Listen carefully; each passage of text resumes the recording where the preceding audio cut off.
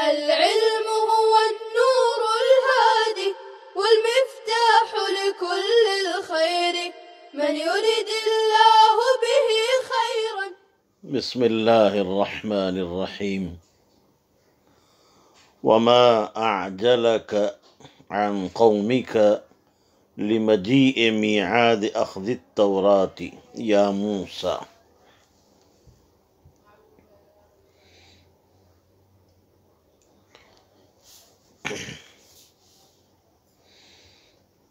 اے موسیٰ،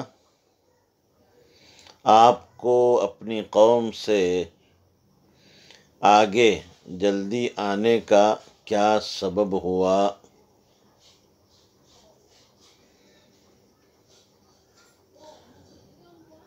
توریت کے حاصل کرنے کے مقررہ وقت کے آنے کے موقع پر.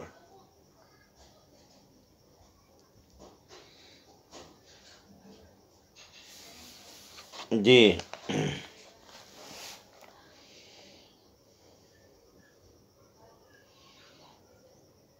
جیسا کہ آپ جان چکے ہیں کہ فرعون کو اللہ نے غرق فرمایا اور بنی اسرائیل کو نجات بخشی. تو بنی اسرائیل نے حضرت موسیٰ علیہ السلام سے یہ استدعا کیا کہ ہمارے لیے کوئی دستور ہدایت اور قانون شریعت چاہیے تاکہ ہم اس پر عمل پیرا ہوں.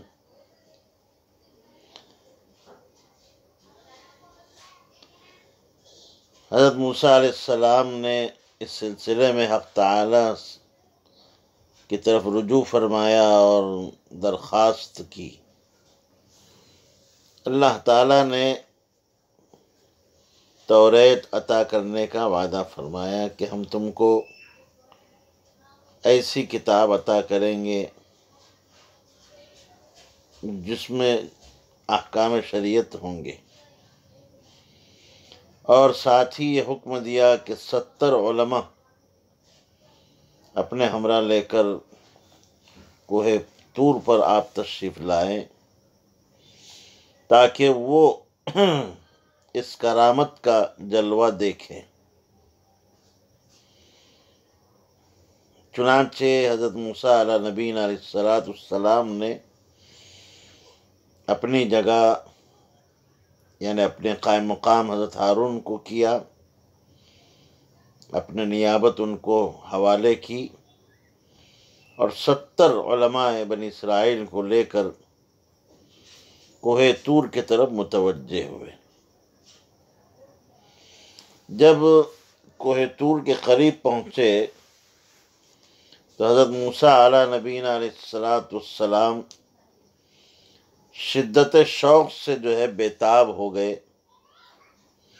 اور ان 70 جو لوگ تھے، علماء تھے، ان سے پہلے آپ سبقت کر کے کوہ طور پر پہنچ گئے اور ان سے یہ کہا کہ تم میرے پیچھے پیچھے پہاڑ پر چلے آؤ.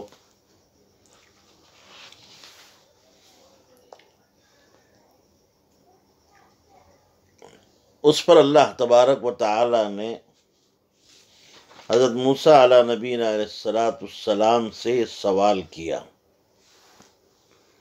کہ اے موسیٰ، تمہارا اپنی قوم سے پہلے آ جانا کس بنیاد پر ہوا؟ تم کو کس چیز نے آمادہ کیا؟ تو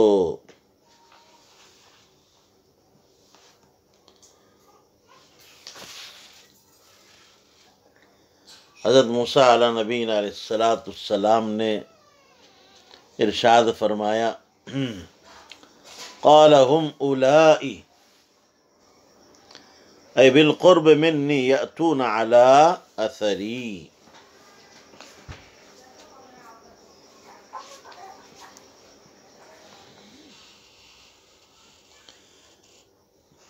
حضرت موسیٰ نے اپنے گمان کے مطابق بارگاہ ایزدی میں عرض کیا کہ وہ لوگ یہی تو ہیں، میرے پیچھے پیچھے آ رہے ہیں، بالقرب منی، میرے قریب ہے، یاتون علی اثری، علی اثری سے پہلے مفسر نے یاتون فعل مقدر مانا بتا دیا کہ علی اثری یہ متعلق ہے یاتون فعل مقدر کے، ہم مبتدا ہے، اولائی اس کی خبر ہے، اور علی اثری جو ہے یہ پورا جملہ خبر ثانی ہے، یہ قریب ہی ہیں مجھ سے اور میرے پیچھے آ رہے ہیں۔ جیسے کہ میں نے کہا کہ حضرت موسیٰ علیہ السلام نے اپنے گمان کے مطابق اور اپنے خیال کے مطابق جو ہے یہ جواب جو ہے دیا۔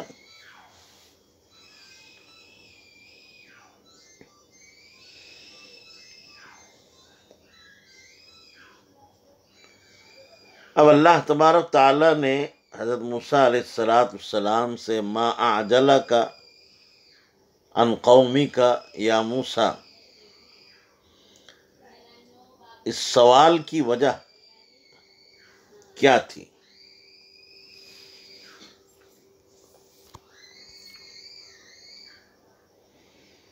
تو یاد رکھیے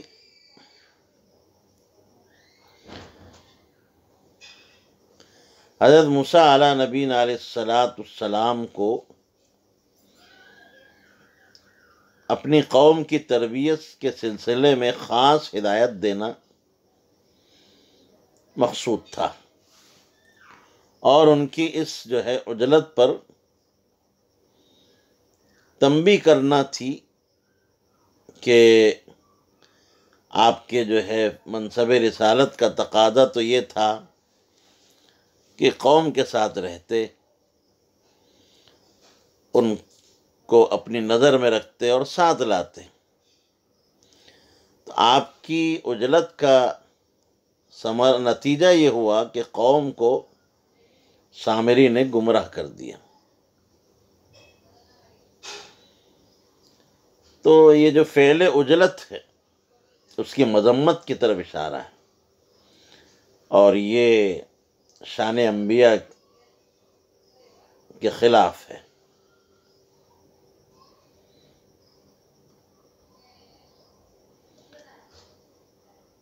نیز آپ رئیس القوم تھے، تو سفر کرنے کا طریقہ تو یہ ہوتا ہے کہ رئیس جو ہے پیچھے پیچھے چلتا ہے، پیچھے رہنا چاہیے۔ جیسے حضرت لوط علیہ السلام کے واقعے میں اللہ تعالیٰ نے خود ان کو حکم دیا کہ تم مومنین کو اپنے ساتھ لے کر شہر سے نکل جائیے، ان کو آگے رکھ کر خود ان سب کے پیچھے وَاتَّبِعْ أَدْبَارَهُمْ۔ بہرکیف اللہ تبارک و تعالیٰ کے اس سؤال تربیت، یا یوں کہیے کہ سؤال تنبیہ، سؤال تعدیب کے جواب میں حضرت موسیٰ نے اپنے گمان کے موافق عرض کیا کہ میری قوم کے لوگ بھی میرے پیچھے پیچھے پہنچنا ہی چاہتے ہیں، اور میں جلدی اس لیے آ گیا کہ تعمیل حکم میں پیش قدمی کرنا یہ جو ہے آپ کی خوشنودی میں اضافے کا اور زیادتی کا سبب ہے۔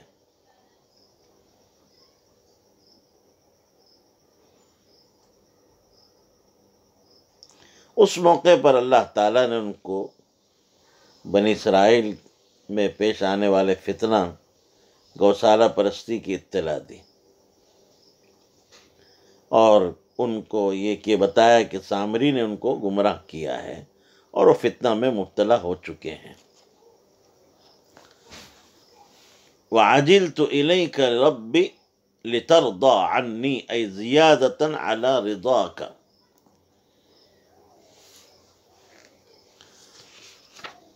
اور میں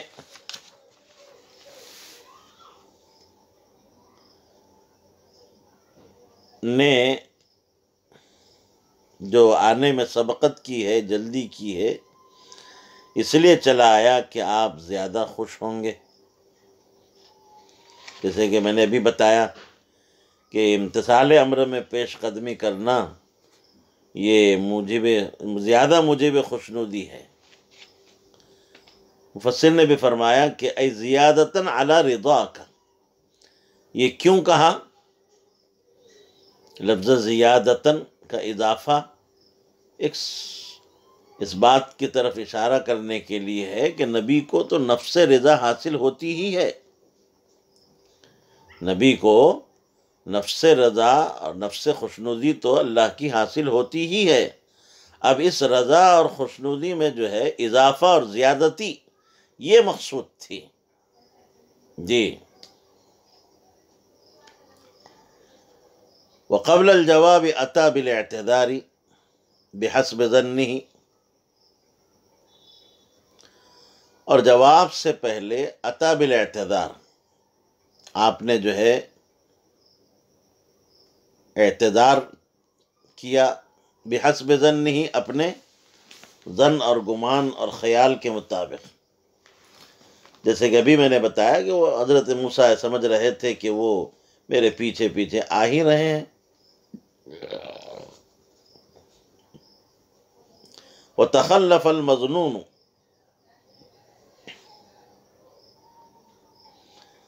اور مظنون جو ہے جس کا خیال کیا گیا تھا وہ تو جو ہے یعنی وہ نکلے ہی نہیں تھے، اور انہوں نے حضرت موسیٰ کا اتباع ہی نہیں کیا۔ تو حضرت موسیٰ نے جو کہا وَمَا لَا يَعْسَى عَلَىٰ أَثَرِي، یہ اپنے گمان کے مطابق، اور فی الواقع بات ایسی نہیں تھی۔ لما قال تعالی، یاد رکھیں اس سلسلے میں کہ یہ لما قال تعالی جو مفسر نے لما جو ہے مقدر معنی ہے، یہ علت ہے تخلف المظنون کی، اور ما جو ہے وہ مصدریہ ہے۔ تخلف مظنون کی جو ہے یہ کیا ہے؟ دلیل ہے، علت ہے۔ اس لیے اللہ تعالیٰ نے فرمایا فَإِنَّا قَدْ فَتَنَّا قَوْمَكَ مِن بَعْدِكَ أي بعد فراقك لهم، فَإِنَّا قَدْ فَتَنَّا، یہ فا تعقیب کے لیے ہے، فا کاہے کے لیے ہے؟ تعقیب کے لیے ہے۔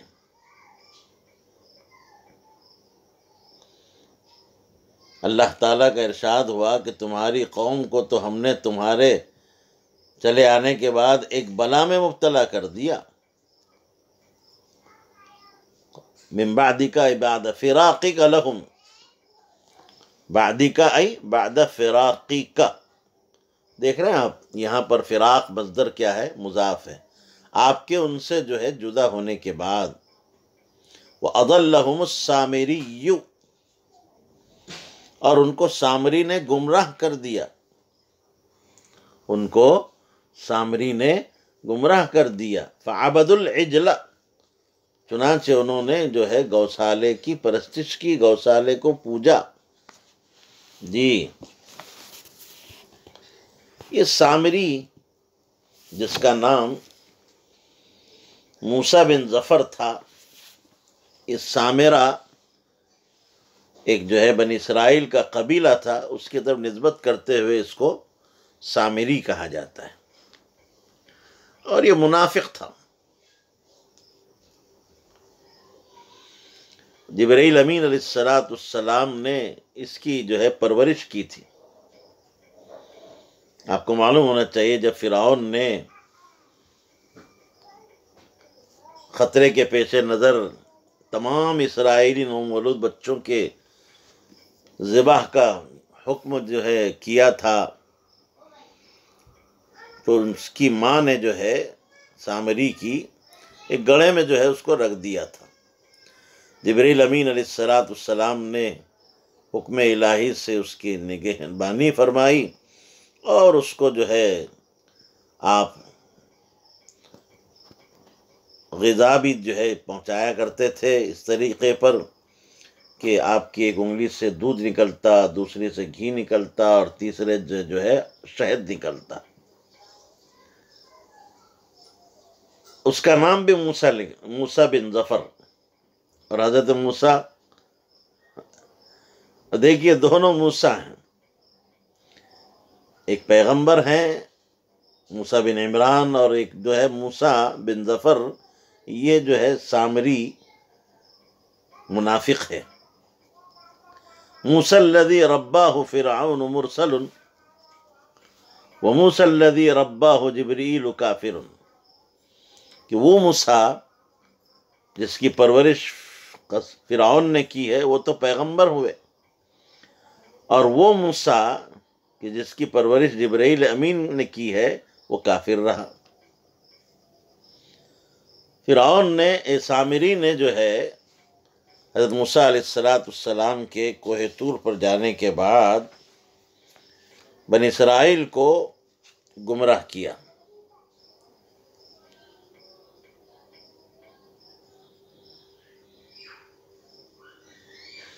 جی، اور ایک بچھڑا بنایا. زیورات جو ہے بنی اسرائیل جو لے کر آئے تھے قبطیوں سے مانگ کر عاریت کے طور پر، شادی کے بہانے سے یا عید کے بہانے سے، تو اس نے کہا کہ تمہارے لیے ان کا استعمال صحیح نہیں ہے، حلال نہیں ہے.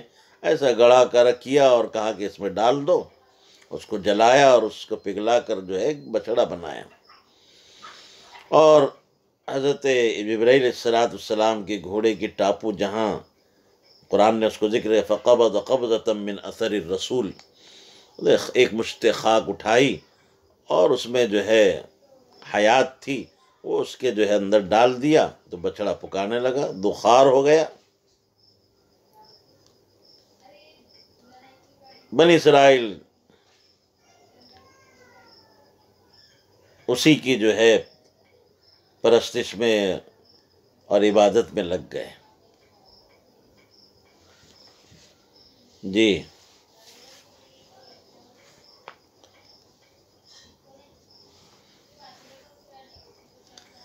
سامری نے گمراہ کیا. فتنہ میں آپ دیکھیں ابتلا کو اللہ تعالیٰ نے اپنے طرف منسوب کیا، اس لیے کہ ہر فعل کا خالق اللہ ہی ہے. تو اس اعتبار سے فتنے کی، فتنہ میں اس ابتلا کی نسبت اللہ نے اپنے طرف فرمائی، ورنہ اصل نسبت اس فعل کی سامری کی طرف ہے، جس کو اضلہ سامری میں ظاہر فرما دیا. جی، فرجع موسیٰ الی قومہ غضبان من جہتہم اسفا شدید الحزن. غرض کہ موسیٰ علیہ السلام غصہ اور رنج میں بھرے ہوئے اپنی قوم کی طرف واپس آئے. غضبان من جہتہم اسفا شدید الحزن. جی،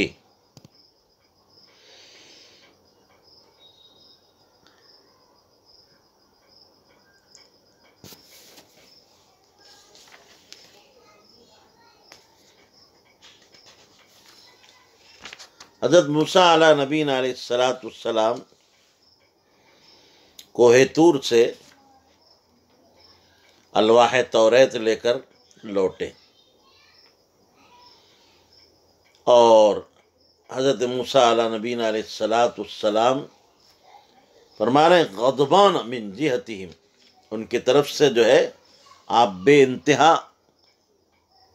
غضبناک تھے،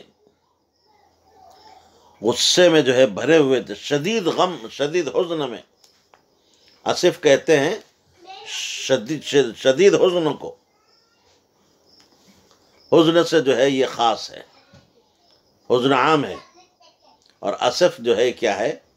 شدید الحزن کو کہا جاتا ہے۔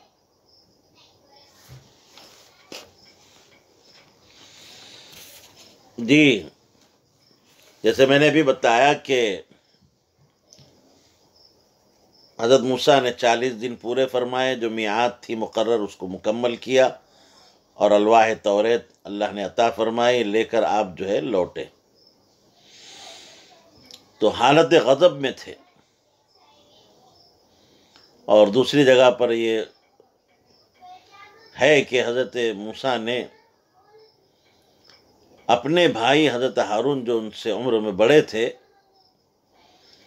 ان کے سر کے بال اور داڑھی پکڑ کر جو ہے پکڑ لیا غصے کی حالت میں۔ تو اس سلسلے میں یہ بات یاد رہے کہ حضرت موسیٰ کا یہ غصہ شکر من المباح کی طرح تھا۔ دوسروں کے غصے کو جو نفس کے لیے ہوتا ہے اس پر قیاس نہیں کیا جا سکتا۔ نفس کے لیے جو غصہ ہوتا ہے اس کی حالت شکر من الحرام کی طرح ہے۔ حضرت موسیٰ کا یہ غصہ جو ہے شکر من المباح کی طرح ہے۔ ایک مباح چیز کوئی آدمی کھا لے اور اس سے نشہ پیدا ہو، تو یہ للہ فی اللہ غصہ تھا۔ جی، غضبان آسفا قال یا قوم الم یعدکم ربکم وعدا حسنا، فرمانے لگے کہ اے میری قوم، کیا تم سے تمہارے رب نے ایک اچھا اور سچا وعدہ نہیں کیا تھا؟ اے صدقا، میں نے ترجمہ کر دیا اچھا اور سچا۔ وہ کیا تھا؟ انہ یعطیکم التوراۃ، کہ اللہ تم کو ایک کتاب احکام دیں گے، توریت دیں گے۔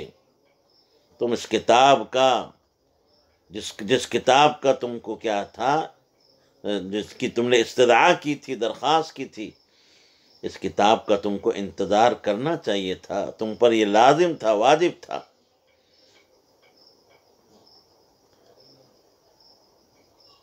افطال علیکم العہد مدت مفارقتی ایاکم، کیا تم پر زیادہ زمانہ گزر گیا تھا؟ کون سا؟ مدت مفارقتی ایاکم، میرے تم کو چھوڑ کر جانے کی جو مدت ہے، میعاد مقرر سے بہت زیادہ زمانہ گزر گیا تھا۔ اللہ نے میرے لیے جو میعاد مقرر فرمائی تھی 40 دن، تو زیادہ اس سے زیادہ تو زمانہ گزرا نہیں کہ اس کے ملنے سے تمہیں نا امیدی ہو گئی اور تم نے اپنے طرف سے جو ہے ایک عبادت کی ایجاد کر لی۔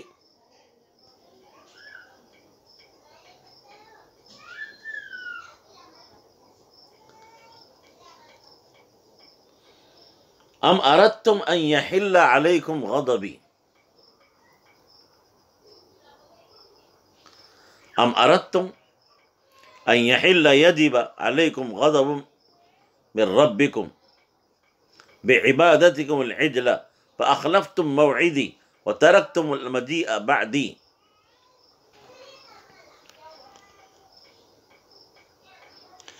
تم کو یہ بات منظور ہوئی کہ تم پر تمہارے رب کا غضب واقع ہو؟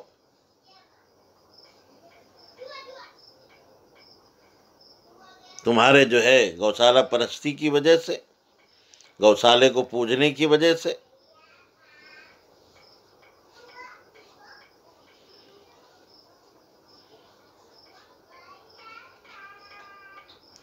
فاخلفتم موعدی، اس لیے تم نے مجھ سے جو وعدہ کیا تھا اس کے خلاف کیا۔ وعدہ کیا کیا؟ وترکتم المجیء بعدی، اور میرے بعد تم نے جو ہے آنا ترک کر دیا۔ وعدہ یہ کیا تھا کہ آپ کی واپسی تک ہم کوئی نیا کام نہیں کریں گے، اور آپ کے جو ہے نائب، آپ کے برادر حضرت ہارون علیہ السلام کی مکمل اطاعت کریں گے۔ اس کے خلاف کیا۔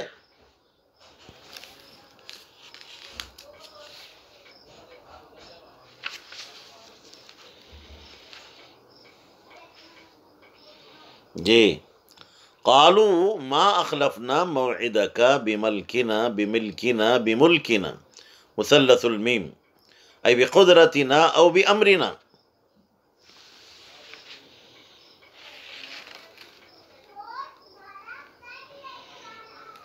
وہ کہنے لگے ہم نے جو آپ سے وعدہ کیا تھا اس کو اپنے اختیار سے ہم نے خلاف نہیں کیا، اپنی قدرت سے، اپنے جو ہے طرف سے نہیں کیا۔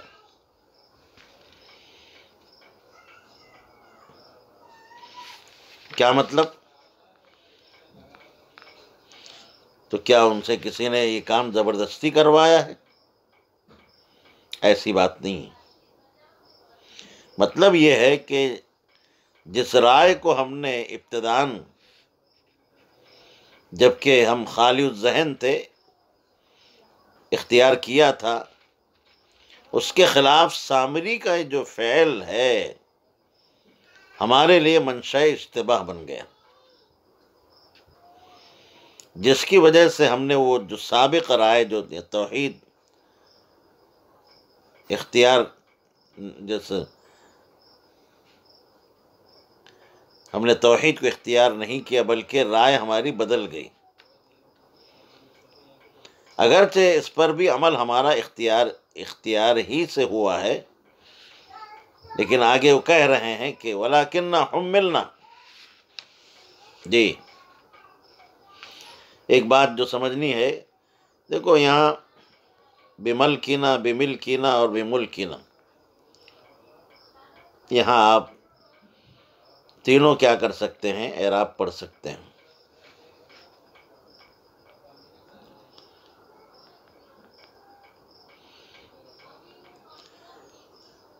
ہم نے اپنے اختیار سے جو ہے خلاف نہیں کیا، ہم مجبور ہو گئے تھے۔ ظاہر ہے ان کا یہ دعویٰ جو ہے غلط، بے بنیاد ہے۔ سامری یا اس کے عمل نے ان کو مجبور تو نہیں کیا تھا، انہوں نے خود ہی جو ہے غور و فکر سے کام نہیں لیا، اس وجہ سے مبتلا ہو گئے۔ آگے جو ہے وہ سامری کا واقعہ بیان کیا، وَلَكِنَّا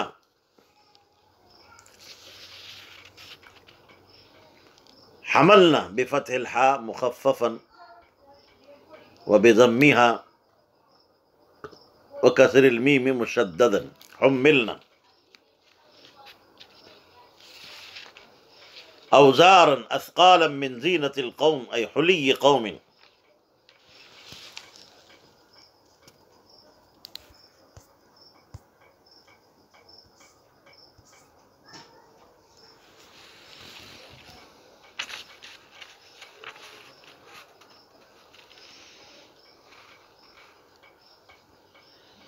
لیکن قبطی قوم کے زیور میں سے ہم پر بوجھ لد رہا تھا، تو ہم نے اس کو سامری کے کہنے سے آگ میں ڈال دیا۔ من زینت القوم،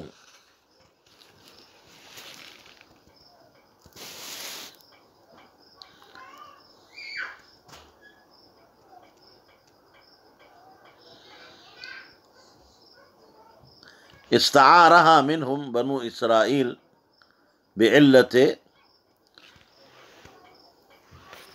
عرس، ان زیورات کو بنی اسرائیل نے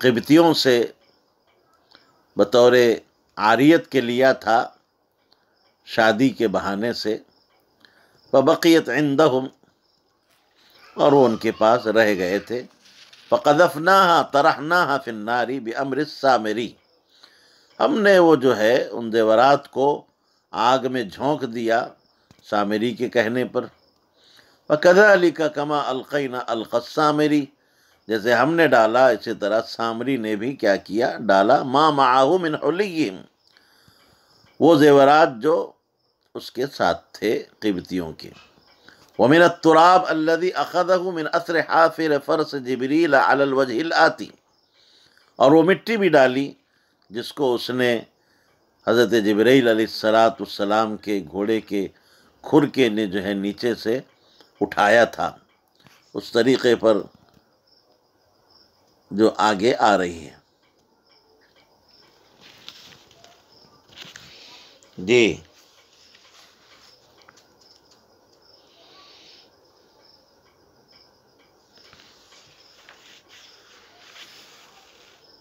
اوزار یہ وزر کی جمع ہے، جس کے معنی ثقل اور بوجھ کے آتے ہیں۔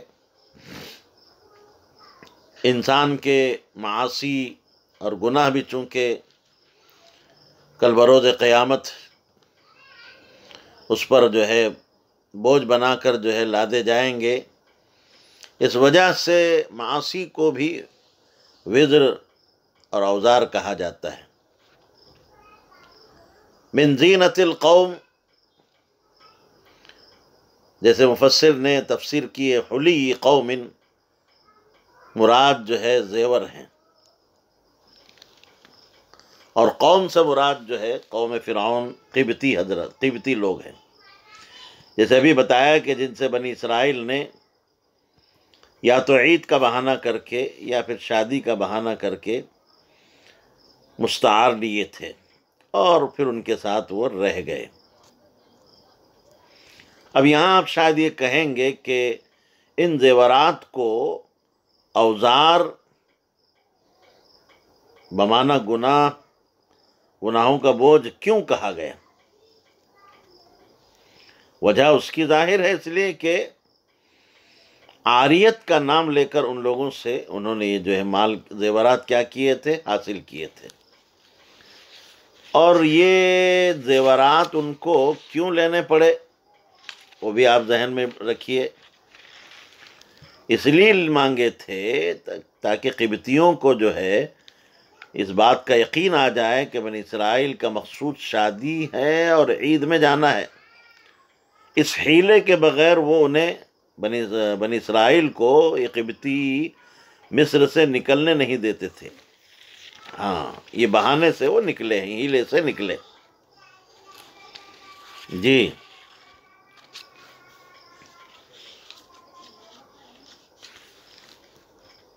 تو بہرحال جیسے ابھی میں نے کہا کہ عاریت کے طور پر لیے تھے، جس کا حق تھا کہ ان کو ان کے زیورات کیا کر دیے جائیں، واپس کر دیے جائیں، اور واپس کیے نہیں گئے تھے، اس وجہ سے اس کو گناہ قرار دیا۔ جی،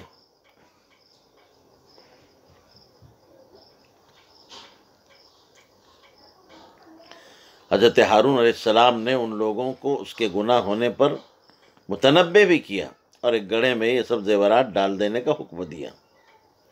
اور بعض روایت سے معلوم ہوتا ہے کہ سامری نے اپنا جو ہے مطلب نکالنے کے لیے ان کو کہا کہ زیورات دوسروں کا مال ہے، تمہارے لیے اس کا رکھنا، اس کا استعمال کرنا گناہ ہے، وبال ہے۔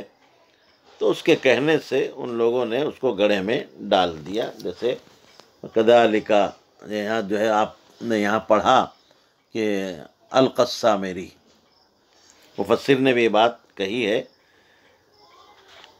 جی، بہرحال ان زیورات کا استعمال بنو اسرائیل کے لیے مباح نہیں تھا، کیونکہ کافر کی جو ہے رضا کے بغیر جو ہے یہ مال اس کا استعمال کرنا ان کے لیے صحیح نہیں تھا، اور حکم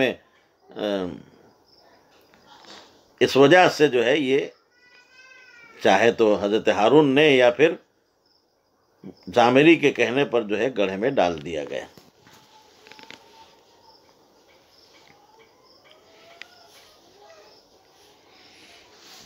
فقذفناها فكذلك القى السامري۔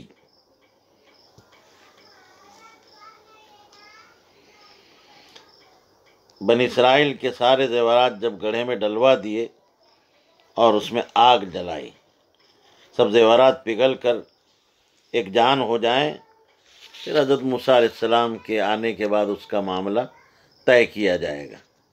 کہ کیا کیا جائے۔ جب سارے بنی اسرائیل اپنے اپنے زیورات اس میں ڈال چکے تو سامری مٹھی بند کیے ہوئے تھا، پہنچا اور ہارون علیہ السلام سے کہا کہ میں بھی ڈال دوں۔ حضرت ہارون نے سمجھا کہ اس کے ہاتھ میں بھی کوئی زیور ہوگا، ڈال دو۔ اس وقت سامری نے ہارون علیہ السلام سے کہا کہ میں جب ڈالوں گا تو آپ یہ دعا کر دیں کہ جو کچھ میں چاہتا ہوں وہ پورا ہو جائے۔ ہارون علیہ السلام کو اس کا نفاق اور کفر جو ہے ان پر ظاہر نہیں تھا، ان کو پتہ نہیں تھا، آپ نے دعا کر دی۔ اب جو ہی اس نے اپنے ہاتھ سے وہ مٹی ڈالی تو زیور کے بجائے، جسے میں نے بتایا مٹی تھی، جبرائیل امین کے گھوڑے کے پیروں کے نیچے سے، قدم کے نیچے سے جو ہے اس نے اٹھایا تھا۔ جی، تو یہ جو ہے ان کی دعا سے سونے چاندی کا پگھلا ہوا ذخیرہ اس مٹی کے ڈالنے اور ہارون علیہ السلام کی دعا کرنے کے ساتھ ایک زندہ بچڑا بن کر بولنے لگا۔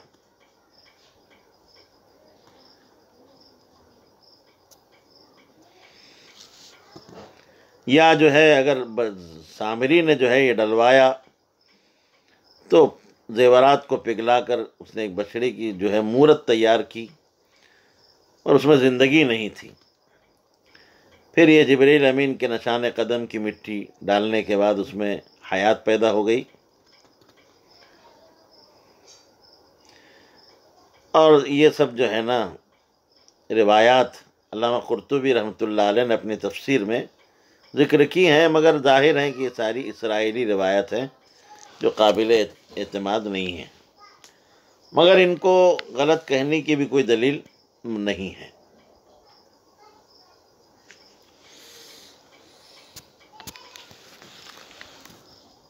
جی، فأخرج لهم عجلا صاغه لهم من الحلی جسدا لحما ودما له خوار أي صوت يسمع أي انقلب كذلك بسبب التراب الذي أثره الحياة فيما يوضع فيه ووضعه بعد صوغه في فمه فقالوا أي السامري وأتباعه هذا إلهكم وإله موسى فنسي۔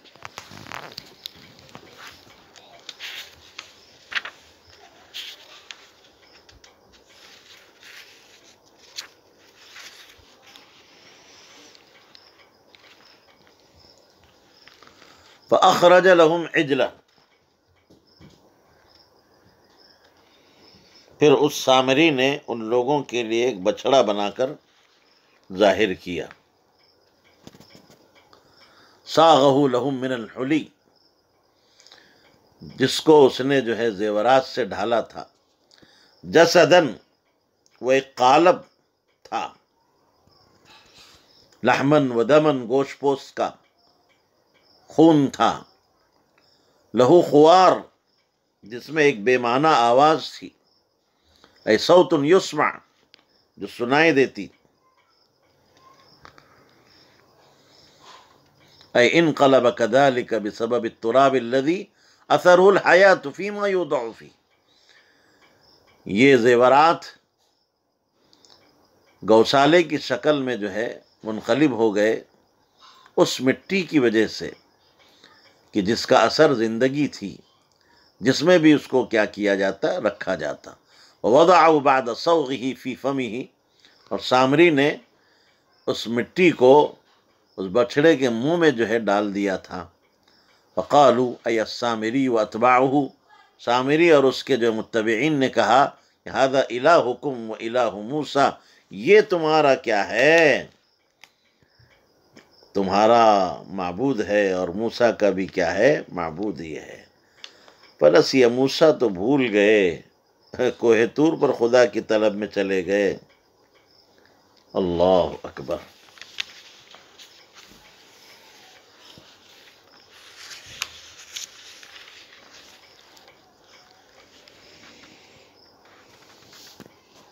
جی، مطلب تو آپ سمجھ ہی گئے ہوں گے، ظاہر ہے۔ خوار،